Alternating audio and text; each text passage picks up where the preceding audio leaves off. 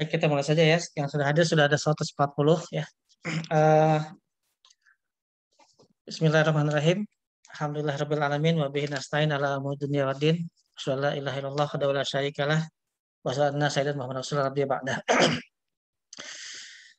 Teman-teman sekalian, kita pada sore hari ini memasuki sesi ke-6 ya. Ke-7 ya. 6 atau ke-7 nih sekarang. Kita akan membahas lanjutan dari kuliah kita integrasi sains dan Islam.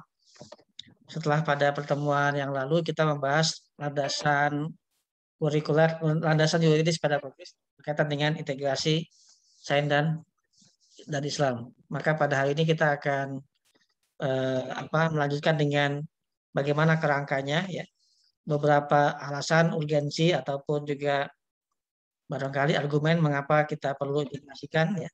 Di samping sudah kita bahas juga secara formal, memang seluruh PT KIN termasuk IAIN sudah menjadi tugasnya untuk melakukan pengembangan ilmu pengetahuan dengan cara integrasi, ya. Integrasi ilmu pengetahuan dengan Islam. Mandat dari Kementerian Agama adalah seluruh PT KIN menerapkan integrasi ilmu pengetahuan dengan Islam itu sendiri. Nah, pada sesi kali ini, ya, sesi kita akan membahas berkaitan dengan perkembangan pemikiran berkaitan dengan integrasi tersebut, yang kalau saya beri judul di silabus kita dengan judul dari Islamisasi ke integrasi, ya. Nanti kita akan lihat bagaimana secara historis, ya, beberapa pemikir dan juga pemikiran-pemikirannya yang kemudian menjadi bagian dari dinamika, ya, wacana, ya, yang kemudian pada akhirnya kita menggunakan istilah integrasi ilmu pengetahuan, ya. Baik, saya akan langsung saja share bahan PowerPoint-nya, ya.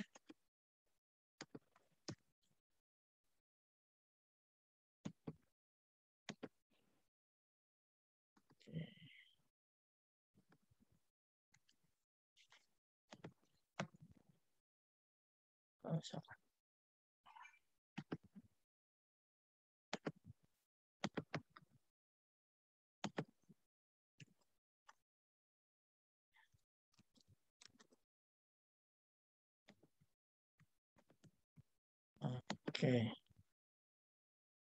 Apa sudah tertayang? Sudah bisa dilihat? Sudah, Pak. Nah, ya, baik ya. Sudah, Pak. Ya, selanjutnya kita akan mulai dari slide berikutnya, ya. Slide pertama. Kita beri judul perkembangan pemikiran.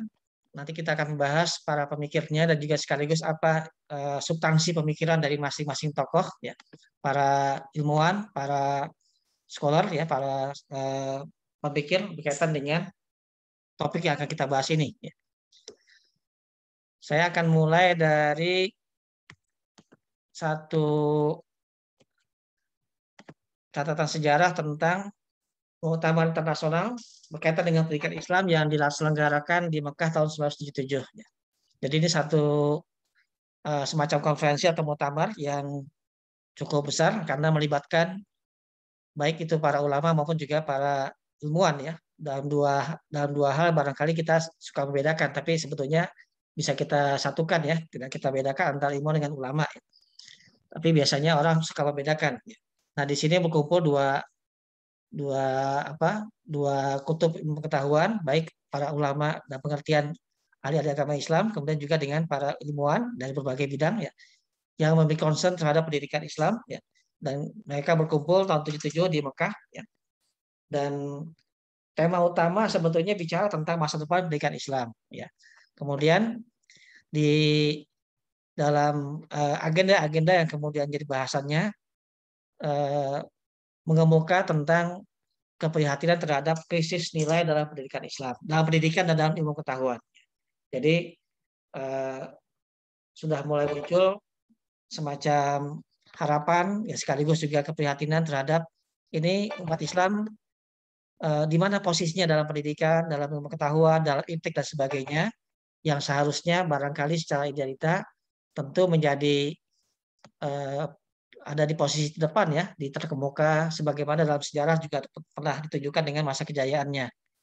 Nah, dengan perkembangan pengetahuan yang kemudian terlihat didominasi oleh Barat, ya, umat Islam seperti tertinggal, maka kemudian para ahli, para ilmuwan, para ulama kemudian menyelenggarakan satu konferensi atau muktamar di Mekah untuk membahas bagaimana masa depan pendidikan Islam dari pengetahuannya, sehingga kemudian barangkali bisa kembali pada masa-masa kejayaannya, di mana kemudian umat Islam diperhitungkan, ya, dalam berbagai bidang, terutama dalam bidang ilmu pengetahuan dan teknologi, ya, sehingga kemudian menjadi rujukan bagi peradaban umat manusia ke depannya. Nah, ini satu konferensi yang sangat strategis pada waktu itu, ya, karena mengumpulkan baik para ulama, ya, dan juga para ilmuwan. Dan ini juga jumlahnya sangat banyak, ya, ratusan scholars yang hadir di situ dari berbagai negara. Nah, di antara para peserta itu ada yang dari, tentu saja ada beberapa paper, ada juga beberapa makalah atau artikel yang dipaparkan oleh para ilmuwan, para ulama pada masa waktu itu, ya, dari berbagai kalangan, dan banyak sekali yang dipaparkan. Tapi kemudian ada beberapa yang kemudian cukup dianggap pencolok untuk menjadi bahan perhatian terkait dengan gagasan-gagasannya. Ada misalnya gagasan dari penulis buku tentang metode pendidikan Islam, ada Muhammad Qutb, kemudian juga ada siapa, Ismail Al-Faruqi, kemudian juga ada Syed Hasan Nasr, dan juga ada Nakib Al-Atas dan sebagainya. Ada banyak sekali scholars atau para ilmuwan yang hadir di situ dan kemudian menyampaikan paper ataupun paparannya berkaitan dengan berbagai argumen terkait dengan masa depan pendidikan Islam dan ilmu pengetahuan. Nah, yang jelas dari konferensi itu kemudian ada semacam optimisme. Ini perlu ada kembali membangkitkan, katakanlah, kemajuan umat Islam dalam konteks pendidikan ilmu pengetahuan. Hanya saja mereka menemukan ada banyak kendala, ada berbagai problem, ada berbagai hambatan yang dialami, dan itu perlu memerlukan solusi, ya. Dan kemudian satu keprihatinan yang juga muncul adalah yaitu bahwa umat Islam tertinggal dari, katakanlah, secara kemajuan ilmu pengetahuan dan teknologinya itu dari dunia lain, dari Barat misalnya. Nah, kemudian mereka melihat kok umat Islam jadi pengekor saja, tidak menjadi pelopor, tidak menjadi yang terdepan, berbagai isu-isu terkait dengan iptek dan sebagainya kita tertinggal. Nah, inilah kemudian satu keprihatinan yang muncul dan dibahas pada konferensi itu diantaranya. Nah, kemudian pasca konferensi tersebut, rekomendasi, kesimpulan dan sebagainya itu kemudian mengalir, maka wacana-wacana yang dibahas pada konferensi itu kemudian ditindaklanjuti oleh berbagai ilmuwan yang lainnya. Masing-masing kemudian menyampaikan gagasan, ya, sebagai tindak lanjut atau follow up dari konferensi tersebut. Banyak penulis, banyak scholar yang menawarkan gagasan. Nah, itu yang kemudian kita akan coba runut, ya, beberapa buku ataupun beberapa pemikiran yang muncul setelah itu sebagai tawaran gagasan untuk mengembalikan kejayaan baik ilmu pengetahuan maupun pendidikan di dunia Islam. Nah, saya akan lanjutkan dengan beberapa argumen, beberapa pemikiran dari beberapa tokoh. Nah, misalnya saya mulai dengan satu orang tokoh yang ini orangnya orang campuran, ya, orang Bogor yang besar di Malaysia, ya. Ada seorang tokoh pemikir, Syed Muhammad Nakib Al-Atas. Ya. Orangnya sekarang masih hidup, ya, 90 tahun lebih usianya, ya. Ini gagasannya, apa yang ditawarkan untuk menjawab keprihatinan dari konferensi tahun 77, maka tahun 80-an, 80 awal, ya, beliau menulis beberapa tulisan, ya. Di antaranya yang kemudian cukup monumental adalah satu buku yang di tengah ini, ya, saya tunjukkan di tengah, ya, Islam dan Sekularisme, ya.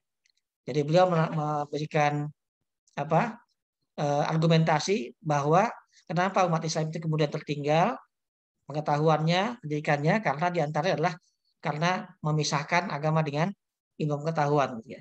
Kita terbawa pada arus sekularisasi dan sekularisme yang dibawa oleh Barat.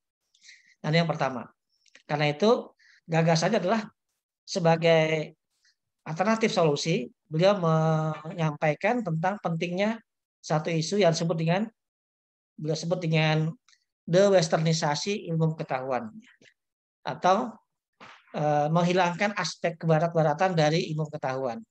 Jadi kalau selama ini sains ilmu pengetahuan itu cenderung dengan paradigma barat ya, dengan berbagai paradigma yang ada di barat ya, maka itu perlu dibersihkan ya, perlu ditata ulang dengan menghilangkan faktor barat yang tanda kutip yang bertentangan dengan Islamnya gitu. Tentu ada juga yang tidak bertentangan ya. Nah, ini kemudian dia sebut dengan isunya dewesternisasi, menghilangkan pembaratannya itu dalam konteks sains dan ilmu pengetahuan. Nah, ada banyak sekali ini tokoh yang banyak menghasilkan beberapa karya, buku, pemikiran dan sebagainya. Tapi dalam konteks yang bahasan kita adalah dia seorang ilmuwan yang cukup komprehensif ya.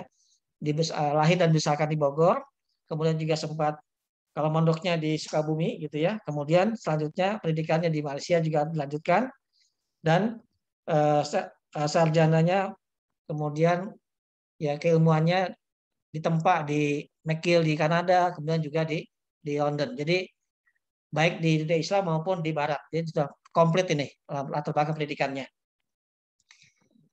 Dan beberapa pemikiran yang lain adalah kemudian juga sangat penting kita ungkap ya. Bagaimana beliau melihat akar masalahnya adalah pada umat Islam terjebak pada perilaku yang sekuler berkaitan dengan pendidikan dan ilmu pengetahuan. Sehingga alternatif yang beliau tawarkan dengan sendiri adalah menghilangkan itu dengan cara berarti kita memisahkan mana yang merupakan paradigma ataupun juga kemasan barat dalam ilmu pengetahuan itu kita sisihkan, kita coba buang sehingga murni pengetahuan yang betul-betul tanda kutip lebih objektif, lebih netral dan sebagainya. Ya, bukan yang berasal dari paradigma, cara pandang atau worldview atau disebutnya sebagai mungkin ideologi barangkali atau Weltanschauung kalau menurut beberapa versi ya, yang itu berasal dari subjektivitas barat. Sehingga kita kemudian kembali pada pengetahuan yang lebih netral, ya bukan yang sudah diisi oleh cara pandang, paradigma ataupun ideologi Barat yang tidak disadari itu masuk karena dikembangkan oleh para ilmuwan yang tanda kutip dengan paradigma Barat dan sebagainya adalah ateis. Nah ini yang pertama. Dan tokoh ini sebetulnya sangat produktif menghasilkan berbagai tulisan ya. Ini saya kutip saja beberapa ya. Jadi itu isu utamanya menghilangkan sekularisme dengan cara dewesternisasi ilmu pengetahuan. Sehingga ilmu pengetahuan itu dalam konteks Islam maka berarti dia ilmu pengetahuan itu betul-betul lebih murni ya, tidak terkontaminasi oleh cara pandang dan pola pikir yang kebarat-baratan dengan berbagai budayanya maupun juga ikutan dari artefak pemikiran dan faktor-faktor budaya yang lainnya yang menyusup ke dalam ilmu pengetahuan. Nah, kemudian tokoh yang kedua yang juga cukup penting adalah seorang sama juga ya, Syed Hossein Nasr. Ini seorang ilmuwan penulis yang berasal dari Iran, ya, Syed Hossein Nasr. Nah, maka dia menyampaikan argumen dan juga tesisnya bahwa kita membutuhkan sains itu yang betul-betul murni, yang suci, yang bersih gitu, yang tidak terkontaminasi oleh berbagai noda pemikiran Barat dan sebagainya. Sebetulnya ada kesamaan, cuma dengan bahasa yang berbeda ya. Sehingga dia mengajukan satu isu tentang the sacred science. Ya, pentingnya sains yang dikembangkan itu sains yang betul-betul murni, ya, yang sakral, bukan sains yang kemudian sudah dikontaminasi oleh noda-noda pemikiran Barat maupun juga ideologinya dan sebagainya. Sehingga dia menawarkan maka sains yang ini harus dibersihkan dengan cara kembalikan pada sains yang murni ya, dan mereka disebutnya sebagai the sacred science ya. They need for a sacred science.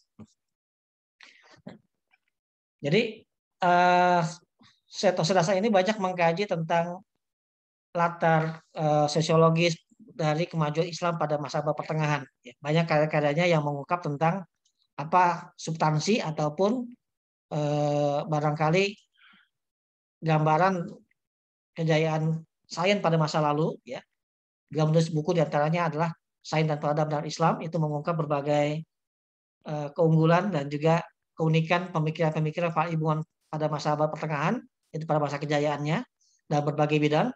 Kemudian di situ dia mengungkapkan bahwa keilmuan yang dikembangkan oleh para ilmuwan tersebut ternyata memang bersumber dari zat yang maha mulia, itu yang disakralkan, yang disucikan, yaitu Allah SWT. Karenanya kemudian ilmu itu ilmu yang terjamin kebenarannya dikembangkan oleh para ilmuwan ya dengan niat yang benar, dengan cara yang benar dan sebagainya, yang tidak terkontaminasi oleh penyimpangan-penyimpangan. Makanya dia kemudian menawarkan gagasan ini ya. Nah, ini tokoh yang kedua ya. Kemudian, nah dua tokoh yang tadi kemudian barangkali memang banyak mengungkap tentang pentingnya melakukan revitalisasi terhadap ilmu pengetahuan. Tapi memang lebih banyak kepada wacana. Kemudian secara operasionalisasi, secara konkret belum masuk pada langkah-langkah yang lebih detail, yang lebih mungkin lebih konkret untuk diimplementasikan. Maka kemudian tahun 82 muncul gagasan dari seorang ilmuwan juga, Ismail Haji Al-Faruqi, ya, yang dia menawarkan dengan satu tawaran isunya, argumennya berupa The Islamization of Knowledge atau Islamisasi ilmu pengetahuan tahun 1982. Nah, Ismail Haji Al-Faruqi ini juga seorang ilmuwan yang besar dari Pakistan, besar di Amerika, dan juga banyak ya berkait tumbuh dalam pengetahuannya itu di Barat ya. Jadi dia juga menjadi guru besar di Amerika dan juga di Kanada ya. Dan kemudian dari pengalamannya, pencariannya ya dengan berbagai wacana yang dia coba telusuri cukup lama ya, dari 77 sampai 82, akhirnya dia menyimpulkan satu gagasan yang dia tuliskan dalam buku yang tidak terlalu tebal ya, The Islamization of Knowledge, Islamisasi ilmu pengetahuan. Yang kuncinya adalah dia menawarkan 11 langkah bagaimana mengimplementasikan agar sains Islam itu punya sesuatu yang berbeda dari Barat. Ya. Nah ini kemudian cukup berkembang, ya. Jadi berbeda dengan yang digagas oleh Said Hussein Nasr maupun Naqib al-Atas, maka isu yang dibawa dan digagas oleh Al-Faruqi ini lebih implementatif, kemudian bahkan ditindaklanjuti lebih detail ya dengan langkah-langkah yang konkret. Maka setelah buku ini disosialisasikan, banyak didiskusikan, kemudian juga dibentuklah beberapa lembaga. Salah satunya disebut dengan IIIT, IIIT ya, the International Institute of Islamization of Thoughts, Institut Internasional untuk Islamisasi Pemikiran. Ini yang berpusat di Amerika dan juga cabang di Indonesia sejak tahun 80-an. Di Indonesia itu pertama dikembangkan dan dipimpin oleh Nurholis Majid, Cak Nur, dengan para madinahnya waktu itu ya, juga menjadi salah seorang yang menjadi perwakilan dari IIIT di Amerika ini. Nah, tidak cuma membentuk lembaga yang secara serius mengkaji isu-isu tentang bagaimana Islamisasi ilmu pengetahuan dalam berbagai bidang, dalam bidang ekonomi, dalam bidang sains, dalam bidang antropologi dan sebagainya. Jadi ini mengadakan berbagai kajian, beberapa kali seminar yang menghasilkan berbagai artikel, paparan dan sebagainya, wacana yang lebih dalam berkaitan dengan isu-isu tersebut ya. Sehingga kemudian banyak sekali wacana yang lebih detail berkaitan dengan isu ini yang ditulis oleh para ilmuwan dari berbagai bidang ya, pada bidang masing-masing ya, baik pada bidang sains maupun pada bidang ilmu sosial. Ya. Termasuk yang sangat pesat adalah yaitu dalam konteks ilmu ekonomi maupun psikologi ya. Di samping juga ilmu sosial yang lainnya, termasuk sejarah dan juga antropologi ya. Tapi memang yang paling banyak berkembang kemudian konsep-konsep dalam konteks ekonomi maupun psikologi. Nah, kemudian dalam sains juga demikian. Dalam sains juga muncul isu ini sehingga kemudian juga menjadi beberapa orientasi perubahan yang ada termasuk di Indonesia sendiri, kemudian isunya dikembangkan oleh beberapa ilmuwan saintis oleh yang asli Indonesia ya. Ada misalnya dari ilmuwan dari ahli nuklir Indonesia pertama, Profesor Ahmad Baikuni ya. Kemudian juga beberapa ilmuwan yang lainnya, nanti akan kita lihat konteks Indonesianya gitu. Nah, jadi di antara 3 tokoh tadi memang gagasan yang dibawa oleh Al-Faruqi ini lebih implementatif dan banyak disambut, kemudian akhirnya mengemuka di berbagai forum-forum ilmiah dan diteruskan dengan berbagai kajian-kajian yang lebih detail ya dalam berbagai bidang ilmu pengetahuan. Sehingga inilah kemudian banyak menyebar di berbagai negara. Walaupun kemudian nanti responnya bermacam-macam ya, ada banyak sekali tanggapan dan respon terhadap isu ini. Nanti akan kita lihat satu persatu. Ya. Nah kemudian merespon gagasan yang dibawa oleh 3 tokoh tadi itu, sebetulnya masih banyak tokoh yang lain yang muncul ya. Misalnya juga ada tokoh misal ada Ziauddin Sardar. Nah dia langsung kemudian menawarkan gagasan tentang sains Islam, Islamic Science, sains yang Islami lah, itu yang dia tawarkan. Nah, dengan fokus pada keilmuan sains, bidang studi sainsnya gitu. Dan ini memang nampaknya sejalan dengan pemikiran dari Syed Hasan Nasr maupun juga Al-Faruqi ya. Jadi yang menjadi concern dari Ziauddin Sardar maupun juga Syed Hasan Nasr dan termasuk juga kemudian diikuti juga oleh ilmuwan dari Prancis, ya penulis buku yang juga terkenal tentang Al-Quran, Bible, dan sains modern. Ini mereka menekankan pentingnya etika Islam dalam pengembangan sains. Atau mereka tawarkan dalam konteks itu mereka secara filosofis itu menekankan aksiologi maupun epistemologinya. Maka dalam konteks epistemologi mereka menawarkan bahwa tata cara epistemologi sains dalam konteks Islam itu berbeda dengan epistemologi dari sains Barat. Nah ini yang kemudian mereka kembangkan ya, dan ini menjadi salah satu wadah tersendiri dalam diskusi tentang wacana Islamisasi sains. Ya.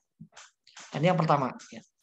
Kemudian ada juga yang lebih smooth ya, merespon isu tentang Islamisasi tadi itu. Ada tokoh seperti Mehdi Ghosani dari Iran maupun juga Bruno Guidardoni dari Prancis. Tokoh ini kalau yang Mehdi Ghosani itu bukunya di Indonesia ada beberapa yang sudah terjemahkan. Ada buku yang judulnya Filsafat Alam dalam Islam. Ya. Dia menggagas dan banyak mengkaji tentang filosofi tentang alam semesta dalam konteks Islam, ya, dengan banyak mengkomparasikan atau berkaitan dengan tafsir-tafsir tentang ayat-ayat tentang sains tentang alam semesta. Kemudian tokoh yang lain nih Bruno Guidardoni, ya, seorang direktur astrofisika lembaga astrofisika di Prancis, ya, ahli astrofisika, ya, yang dia seorang mualaf masuk Islam setelah menemukan bahwa temuan risetnya tentang gelombang elektromagnetik di antariksa itu kemudian menjadi salah satu bukti bagi teori Big Bang yang menurutnya lebih dekat dengan paparan yang ditemukan dalam Al-Quran. Sehingga dia menekankan bahwa untuk sementara teori Big Bang yang memang paling mendekati deskripsi yang digambarkan dalam Al-Quran tentang cipta alam semesta. Nah,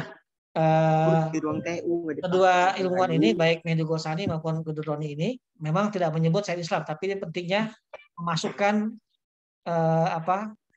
tanda kutip nilai Islam itu lebih smooth ya, tidak revolusioner seperti yang diajukan oleh tadi pada sebelumnya Ziauddin Sardar, kemudian juga Naqib Al-Atas, Hasan Nasr maupun juga Ismail Al-Faruqi.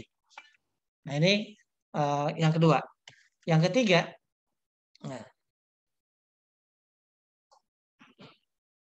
adalah memang yang sudah konkret ya. Tadi sudah diungkapkan, ya, Naqib Al-Atas maupun Al-Faruqi ini sudah bahkan lebih fundamental ya perubahannya, sehingga sains itu harus direkonstruksi ulang dengan islamisasi ilmu pengetahuan. Jadi di sini kelihatan ada tiga ada tiga varian ya dalam konteks Islamisasi ini. Tadi ada varian pertama, kedua, ada ketiga. Yang memang yang paling komprehensif ini yang ketiga ya. Yang paling smooth itu yang kedua tadi, yang lebih menekankan pada aspek nilainya saja. Sementara tadi yang pertama itu pada aspek nilai maupun juga aspek epistemologi. Kalau di sini yang ketiga semuanya, semua aspek baik ontologinya maupun juga epistemologi dan juga aksiologinya semua di tata ulang, direkonstruksi dengan pandangan Islam. Nah,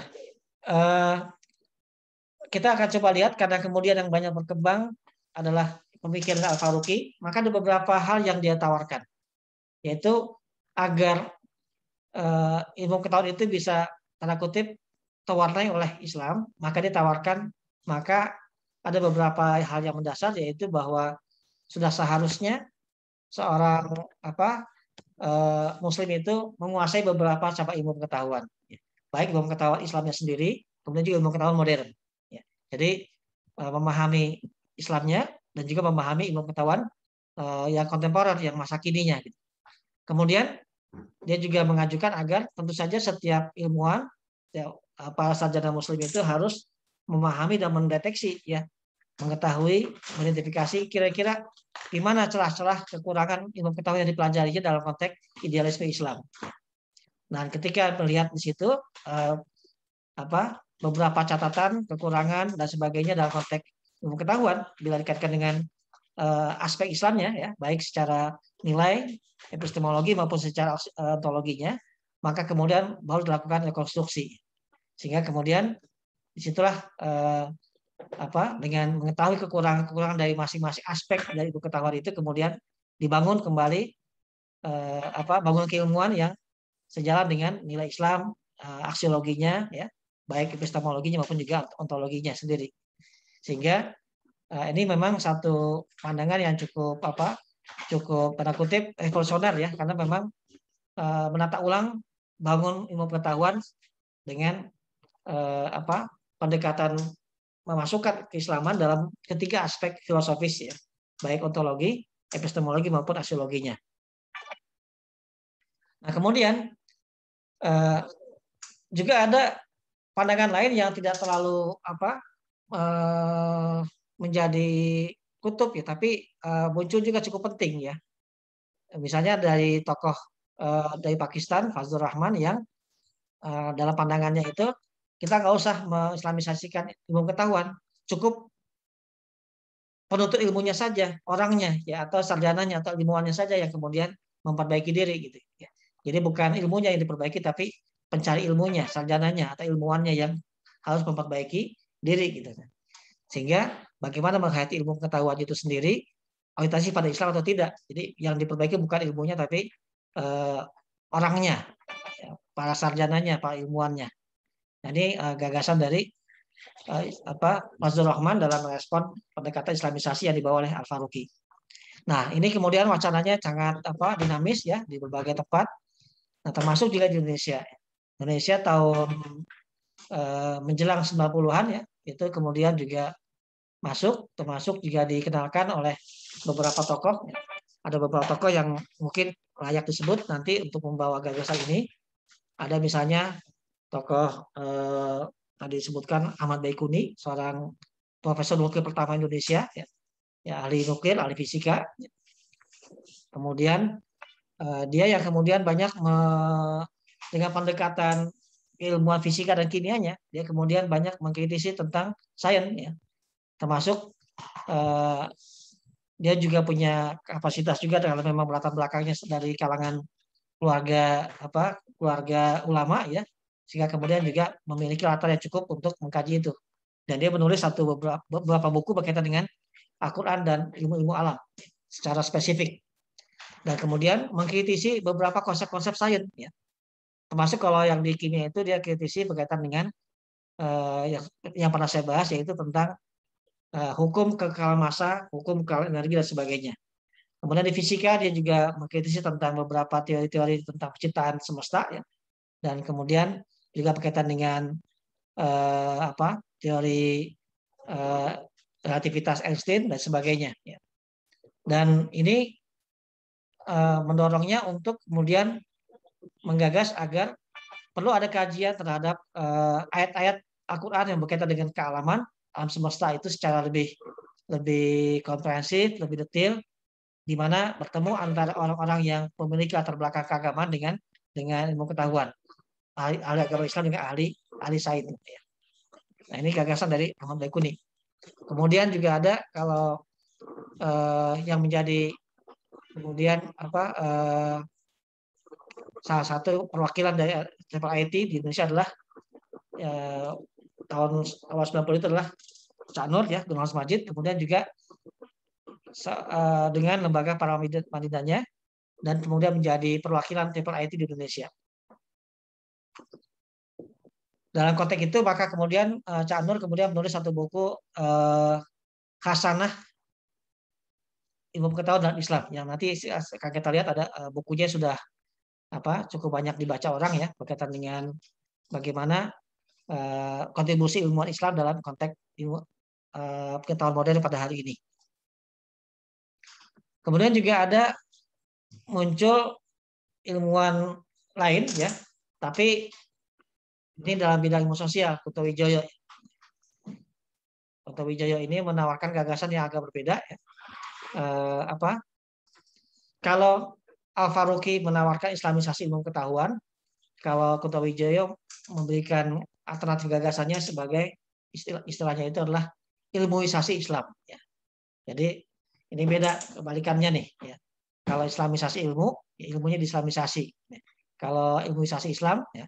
Nah, bagaimana cara pandang Islam itu kemudian disistematisir dalam konteks ilmu pengetahuan. Dengan latar belakang sebagai ahli sejarah ya, ahli ilmu sosial ya, beliau menawarkan tentang paradigma profetik ya, paradigma profetik dalam ilmu pengetahuan ya, terutama dikaitkan dengan ilmu sejarah maupun juga ilmu sosial yang ditekuninya. Gitu. Ya. Kemudian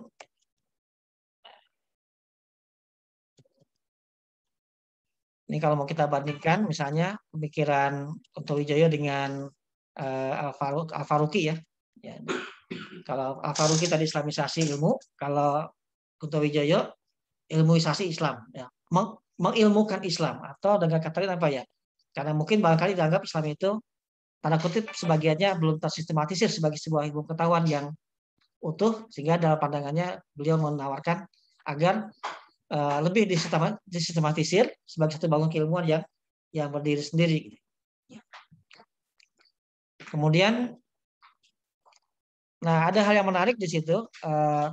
Maka dalam konteks ilmuisasi Islam ini, Kunto Wijoyo menawarkan perlunya objektifikasi dan integralisasi, sehingga bangun ilmu pengetahuan yang terlihat terpisah-pisah itu ya perlu diobjektifikasi dan diintegralisasi.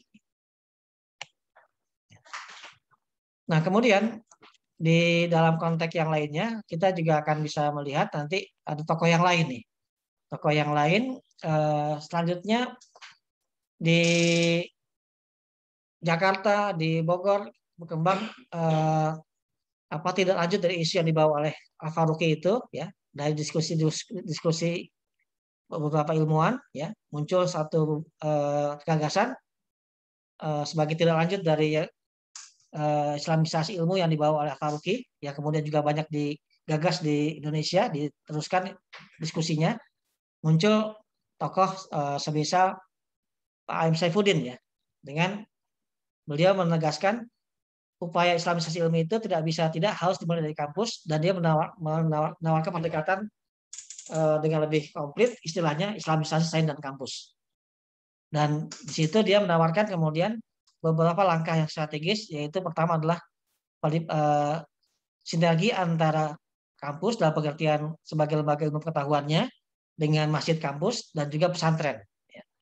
Nah, ini ada tiga sisi atau ada tiga kutub yang dikedepankan oleh Pak Saifuddin dalam gagasannya, yaitu agar islamisasi pengetahuan bisa berhasil, maka ada tiga aktor yang harus berfungsi, yaitu pertama kampusnya sendiri, kemudian masjid kampus ya sebagai sumber moralitas ataupun juga spiritualitas di kampus, dan yang ketiga adalah yaitu pesantren, ya, pesantren kampus mahasiswa ya. Nah, inilah mungkin awal kemudian muncul beberapa pesantren di kalangan mahasiswa ya. Dari sini kemudian tiga pilar utama dalam islamisasi di kampus itu kemudian mulai tumbuh di beberapa kampus ya. Di misalnya di Bogor di PB itu ada muncul pesantren kampus, di UGM juga muncul ya, Pak Amin Rais membuat pesantren kampus juga. Kemudian juga di Malang Pak Kiai Hasyim Muzadi juga membuat pesantren kampus Al-Hikam. Kalau di Muhammadiyah pesantren Budi Mulia, di Bogor pesantren Ulil Albab. Jadi kemudian ada upaya untuk mendekatkan, jangan ada dikotomi antara pusat Islam dengan pusat ilmu pengetahuan. Pusat Islam itu ada di pesantren misalnya, kemudian di kampus ada pusat ilmu pengetahuan. Ini ada pendekatan ya, sehingga dibuatlah dengan cara pesantren bagi mahasiswa dan sarjana. Ya. Nah, dari 3 prototipe yang ada di Bogor, kemudian di Jogja dan di Malang, maka kemudian juga berkembang pola-pola serupa dengan modifikasi di masing-masing kampus. Ya. Nah, ini yang digagas oleh Pak Aim Saifuddin ya. Pak Aim Saifuddin ini orang Cirebon ya, orang Cirebon, guru besar ekonomi pertanian di IPB ya. Tapi juga keluarga pesantren dan punya pesantren di Cirebon juga, ya. Pesantren Quran di Cirebon. Kemudian tokoh berikutnya, tokoh-tokoh tadi ini kemudian juga banyak menyampaikan wawasan di kampus-kampus, baik kampus umum maupun kampus Islam, termasuk juga di kampus PTKIN di Ciputat ya. Maka Pak Ahmad Baikuni dengan beberapa tokoh ini kemudian juga memberikan perkuliahan di Pasca ya, kemudian mendapat respon, dinamikanya juga cukup banyak di situ ya. Kemudian melahirkan juga beberapa alternatif gagasan yang lain. Maka kemudian dari dinamika wacana di YAIN di Ciputat ya, berkembanglah kemudian ke menjadi alternatif beberapa gagasan yang lain. Maka kemudian muncul misalnya di Jogja ya, UIN Jogja, Pak Amin Abdullah sebagai penggagasnya, sebagai rektor UIN Jogja waktu itu ya, yang menawarkan gagasan yang dalam bahasa yang berbeda, dalam cara pandang yang berbeda ya. Tapi ini menarik ya, kemudian dia menawarkan bahwa mungkin yang lebih tepat adalah menawarkan pendekatan integrasi terkoneksi ya. Kemudian dia menawarkan tentang bagaimana bangun keilmuan Islam itu dengan satu bangun keilmuan yang berbeda ya. Dia buat sistem klasifikasi ilmu pengetahuannya, di mana di Jogja itu dipresentasikan dengan jaring-jaring ilmu pengetahuan atau the web of knowledge ya.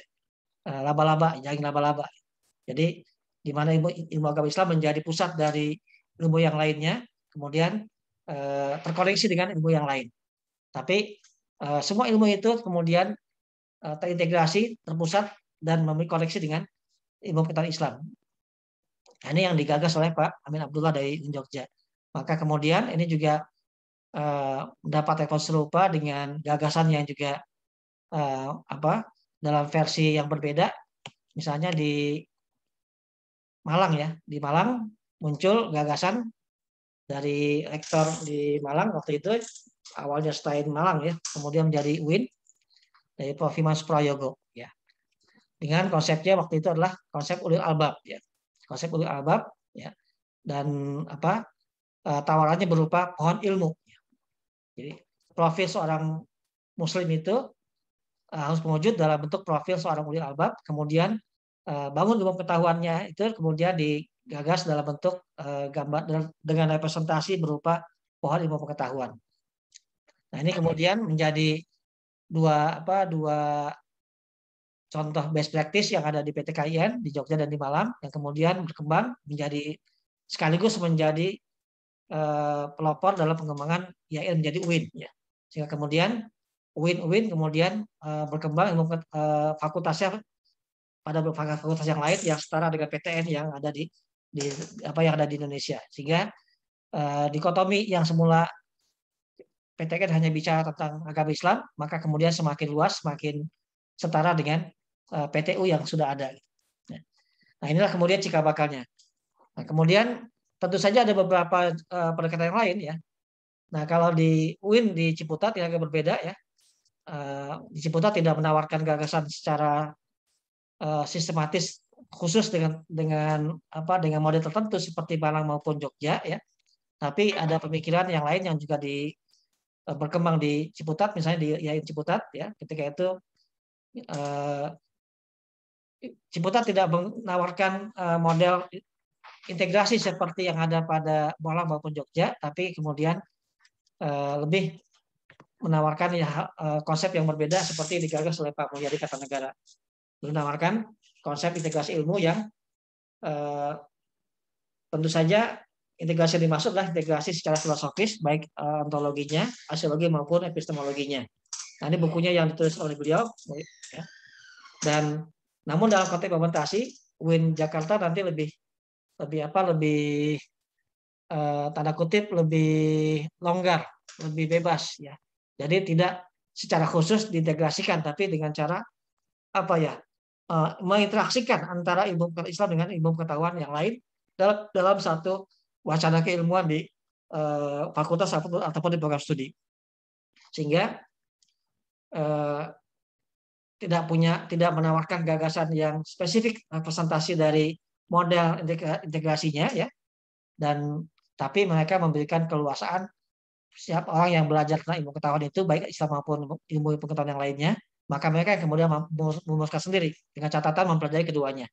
Jadi pendidik dalam pendidikan Islam belajar pendidikan Barat dan belajar pendidikan Islam, dan kemudian mereka lah yang harus merumuskan gimana pola integrasi dalam konteks itu. Ya. Begitupun orang yang belajar belajar Islam juga, maka mereka yang kemudian harus merumuskan seperti apa integrasinya. Itulah yang digagas yang digunakan oleh dalam kutip UIN di Jakarta ya, berbeda dengan Malang maupun di Jogja. Nah, jadi begitulah kurang lebih secara ringkas ya pergulatan wacana dari semula gugatan terhadap epistemologi sains di Barat yang memang menimbulkan banyak pertanyaan ya, karena memang ternyata ilmu pengetahuan di Barat itu kemudian membawa pada krisis kepribadian, krisis peradaban dan sebagainya, banyak penyimpangan, banyak kerusakan di masyarakat karena tidak adanya nilai dalam ilmu pengetahuan, atau tanda kutip hilangnya nilai dalam ilmu pengetahuan ya, karena kemudian ilmu seperti berkembang bebas nilai. Nah, tapi kemudian dalam wacananya, dalam dinamikanya di Indonesia ya, dari semula isu yang kuat adalah Islamisasi, tapi kemudian mengalami objektifikasi, mengalami proses yang lebih smooth, sehingga kemudian isunya menjadi lebih mengental ya, menjadi isu yang disebut dengan integrasi ilmu pengetahuan. Islam dengan ilmu pengetahuan diintegrasikan dalam satu paradigma bahwa ini bukan Islamisasi juga bukan ilmuisasi, tapi integrasi. Nah, ini kemudian yang menjadi isu yang pada akhirnya dominan pada hari ini, dan ini yang kemudian diterima sebagai satu konsepsi di Kemenak, di Kementerian Agama, di PTKS Indonesia sebagai isu yang tanda kutip isu yang lebih lebih diterima sebagai cara pandang tentang Islamisasi ilmu pengetahuan. Nah, begitulah dinamikanya, termasuk juga di kampus kita di IAIN Sengaja Cirebon ini juga sudah ada ya. Kita kemudian sejak tahun berapa ya, waktu itu sekitar lebih dari tahun 2011, 2012 itu sudah mengkaji ini, 2013 ya.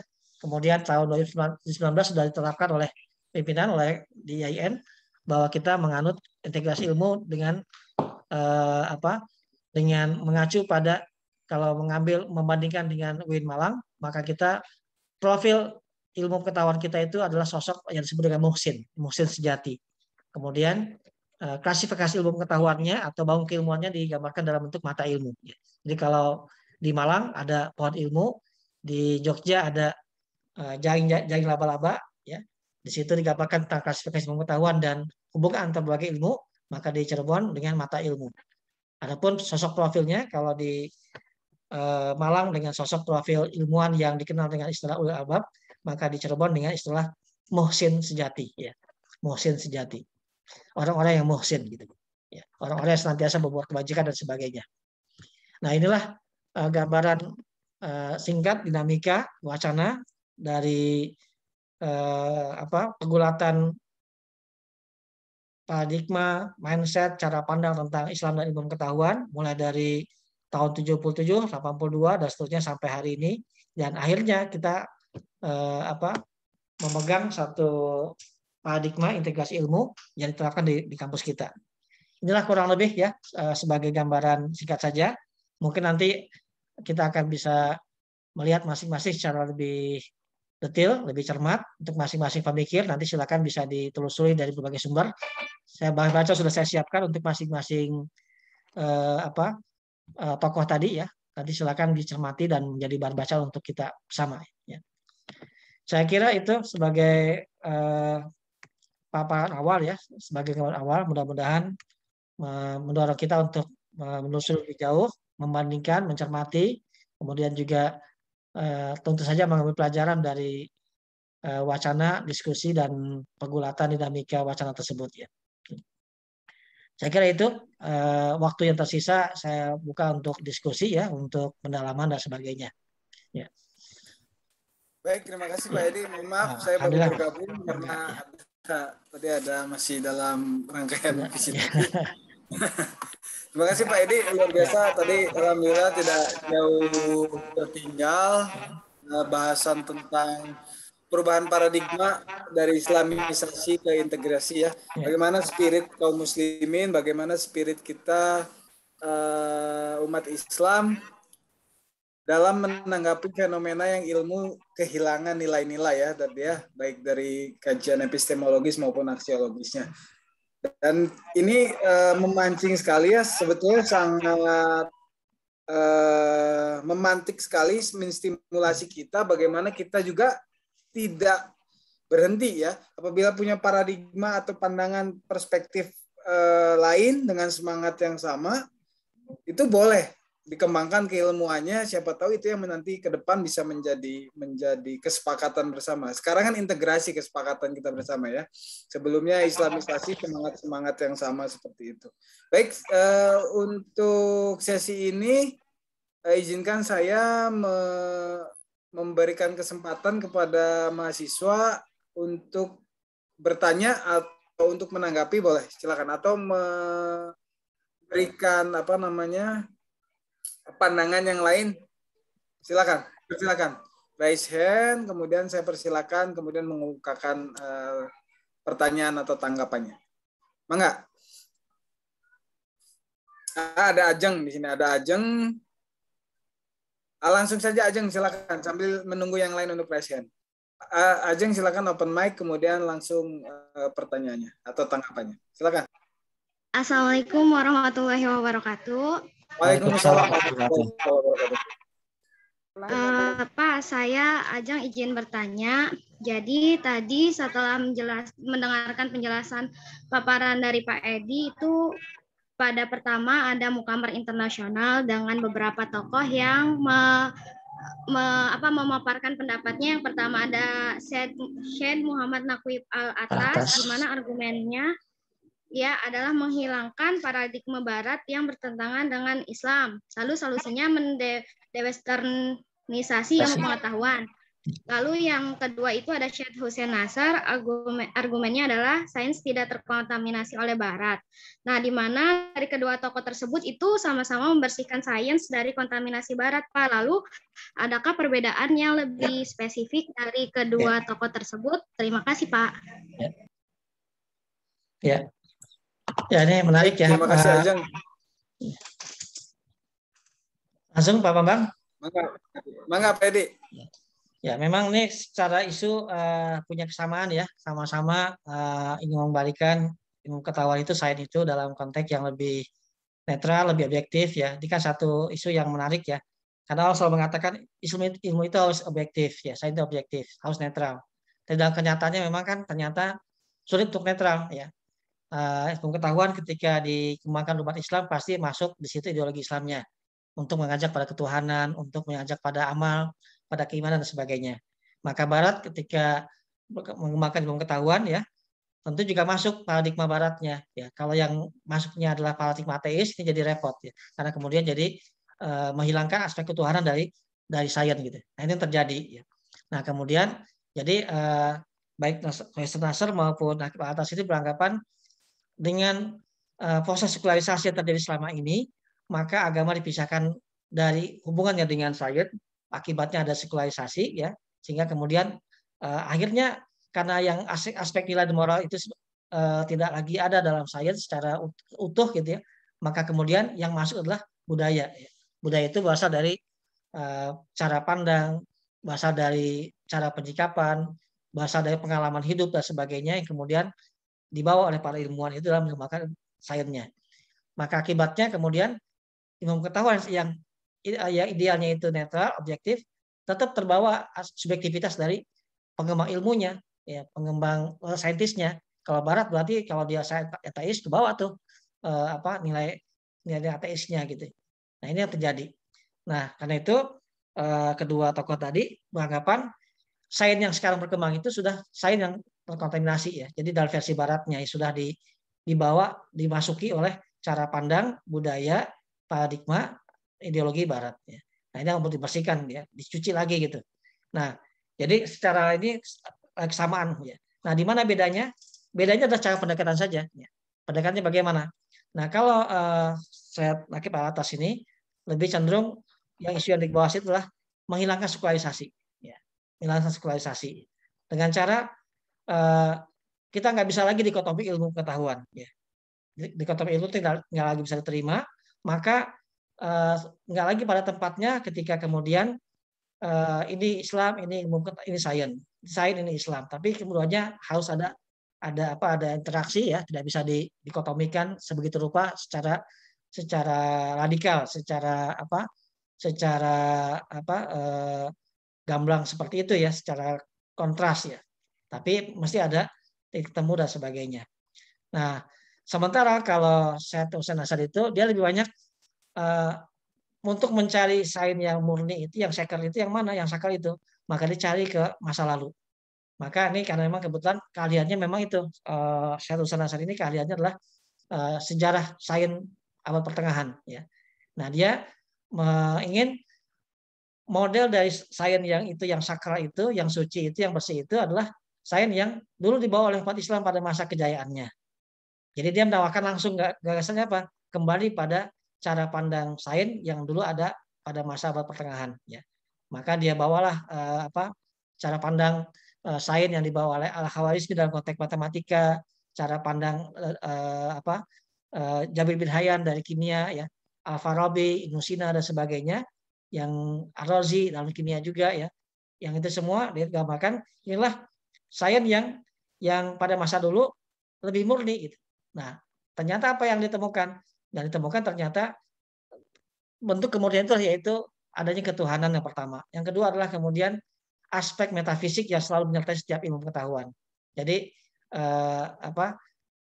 tidak lepas dari pembahasan bahwasanya ilmu pengetahuan pada masa lalu itu ketika masa jayanya baik itu kimia maupun juga ilmu yang lainnya itu tentu ada aspek yang metafisiknya gitu. Seperti kimia.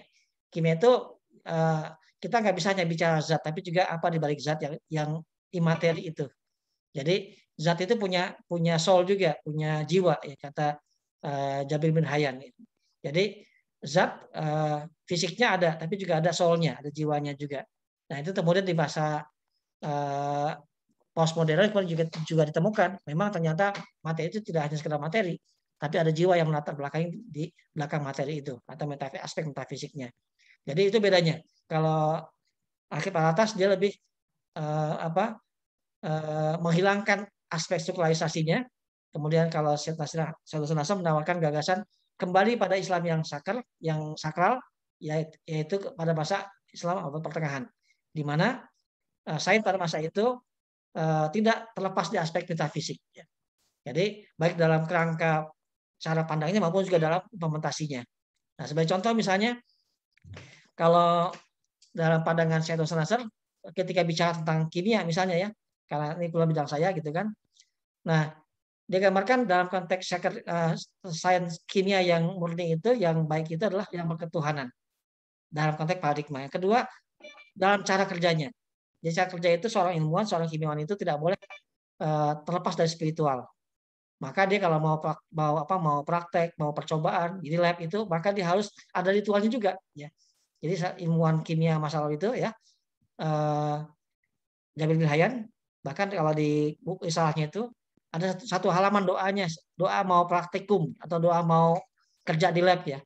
Dia secara spiritual itu menjadi pengikatnya dengan ketuhanan, dengan metafisik, dengan aspek yang tadi disebut dengan aspek soul atau jiwa dari materi. Sehingga pendekatannya ada pendekatan transendental juga dalam konteks ilmu pengetahuan. Sehingga nggak cukup hanya sekedar bekerja di lab tanpa aspek transendental maupun spiritual. Sehingga dia jadi prasyarat itu urutan tata kerjanya bagi dia. Kalau mau kerja di lab itu malamnya harus doa dulu, harus bermunajat dulu ya kepada Allah SWT untuk dimudahkan dan sebagainya. Doanya cukup panjang. Kalau saya itu ada satu halaman ya di salahnya itu doa untuk memulai bekerja di laboratorium. Jadi aspek karena memang si Jabir ini adalah juga seorang sufi ya, seorang sufi, sehingga aspek transendentalnya juga sangat kental. Dan yang model begini itu yang ditemukan juga ada pada ilmuwan yang lain pada masa pertengahan. Sehingga saintis bahasa Islam itu adalah saintis yang tidak lepas dari aspek ketuhanan dan aspek metafisik ya, aspek jiwa, aspek transendental. Nah, itu mungkin perbedaan antara kedua ilmuwan tadi, antara Mark atas dengan Syed Hussein Nasr. Demikian barangkali, Pak. Baik, terima kasih Pak Edi penjelasannya. Sudah cukup sepertinya, Ajeng ya. Nanti kalau masih penasaran dan harus masih penasaran, nanti dikaji mandiri melalui bacaan-bacaan. Memang kita harus banyak baca. Baik, saya berikan kesempatan satu kesempatan lagi untuk mahasiswa yang hendak bertanya atau memberikan tanggapannya. Dipersilakan, raise hand. Kemudian saya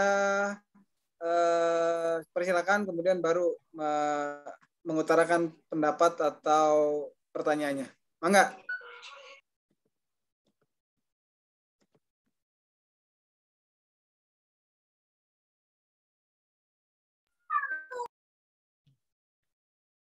Silakan, masih ada? Kalau tidak ada, terima kasih jawabannya Pak. Pray kata Ajeng. Baik, terima kasih. Kalau nggak ada, saya ada pertanyaan justru. Ini kamus kita kan sudah punya konsep sebetulnya ya. Mahasiswa sudah pernah tahu belum? Sudah pernah mendengar belum konsep integrasi dalam versi Yayasan Jati Cirebon? Ya. Ada nggak yang pernah mendengar ya? Selain di kuliah barusan gitu? Belum kayaknya ya? Belum, Pak. Belum ya? Belum, Pak. Ya. Belum, Pak. Sudah di SK-kan ada namanya pedoman implementasi integrasi ilmu pengetahuan di Yayasan Jati Cirebon. Tahun 2019 di SK-kan oleh Pak Rektor. Ya. Jadi SK-nya isinya begini kurang lebih ya. Ada dua hal, konsep integrasi dalam konsep integrasi ilmu di Yayasan Cirebon itu mengacu pada dua hal. Yang satu konsep muhsin sejati. Konsep muhsin sejati. Jadi sosok sifat akademika di Yayasan Cirebon itu seharusnya mepresentasikan sosok muhsin sejati. Orang yang ihsan ya. Orang yang ihsan. Muhsin sejati itu ya sejati diartikan silakan yang sebenar-benarnya jika bisa diartikan sebagai Syekh Nurjati ya. Jika ada sejati. Nah, itu yang pertama. Yang kedua konsep mata ilmu. Jadi konsep ilmu pengetahuan itu dipresentasikan dalam bentuk visualisasi mata ilmu ya.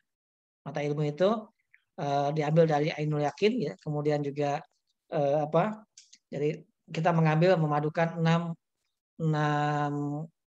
bidang disiplin ilmu yang ada diatur oleh Kepristek Dikti waktu itu ya. 6 konsorsium ilmu pengetahuan. Ya, itu kemudian dihubungkan oleh garis-garis yang menghubungkan dari konsep ihsan menjadi muhsin. Jadi proses ihsan menjadi muhsin. Jadi proses insan dari insan itu dengan perilaku yang ihsan dengan 6 bidang ilmu pengetahuan itu, maka dia kemudian mencapai sosok yang mursyid sejati. Insan, ihsan, kemudian 6 cabang 6 konsorsium ilmu pengetahuan untuk menuju mursyid sejati. Nah, itu kurang lebih visualisasi dalam bentuk kalau digambarkan menjadi terlihat seperti mata gitu. Jadi kita sebutnya mata ilmu gitu. Ya. Ya. Kalau mau saya ada yang pernah lihat barangkali ya, kalau belum mungkin bisa dicari deh. Ya. Atau saya coba cari sedikit sebentar ya, mungkin ketemu nih ya.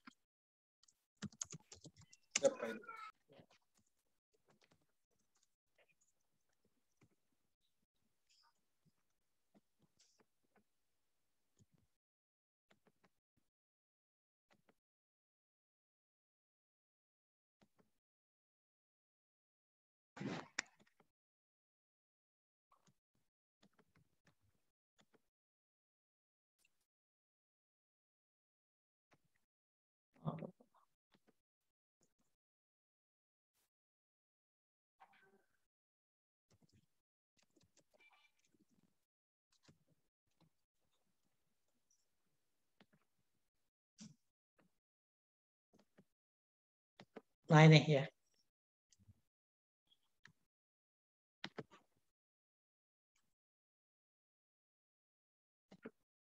Oke, saya share screen ya.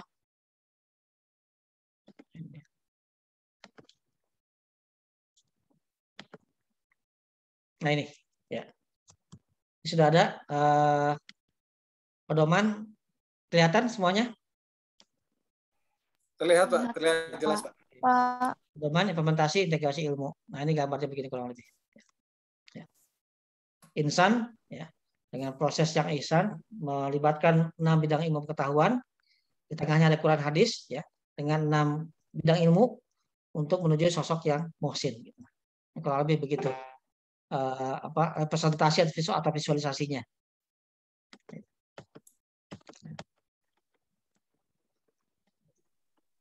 Oke.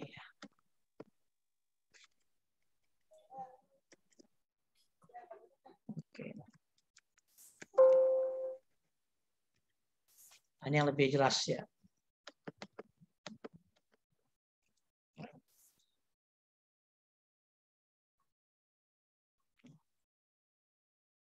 Oke, demikian sebagai tambahan penjelasan paparannya. Baik, terima kasih Pak Edi. Terima kasih juga untuk semua. Mungkin kita cukupkan ya. Ya. Tadi gambaran terakhir semangat Yayan Syekh Nurjati ya, bagaimana inputnya adalah insan melalui proses yang disebut tadi mata ilmu tadi, sehingga akhirnya kita menjadi muhsin sejati ya insya Allah. Baik, terima kasih sekali lagi Pak Edi. Mohon maaf ini sekali lagi saya terlambat. Izinkan menutup agenda kegiatan kita hari ini. Semoga agenda kita hari ini diberikan keberkahan oleh Allah Subhanahu wa taala. Amin. Kita akhiri dengan bacaan hamdalah. Alhamdulillahirabbil alamin. Dan doa akhir majelis.